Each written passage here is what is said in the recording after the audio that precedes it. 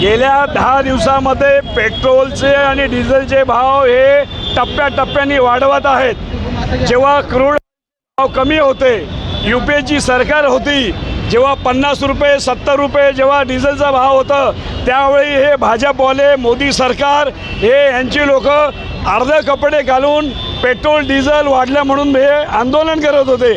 आजच्या तारखेला रूससारखा देश आपल्या देशाला पेट्रोल कमी दर, ते अमेरिका जसं सांगेल तसं ते काम करतायत। अमेरिकेमध्ये आम्हाला समजले की काय एप्सिन म्हणून नावाची एक फाईल आहे, ती काहीतरी ओपन होणार। हे सत्य किती आहे हे आम्हाला माहीत नाही, पण आमचा लढा हा पेट्रोल, गॅस, डिझेल, CNG यांचे भाव कमी करा।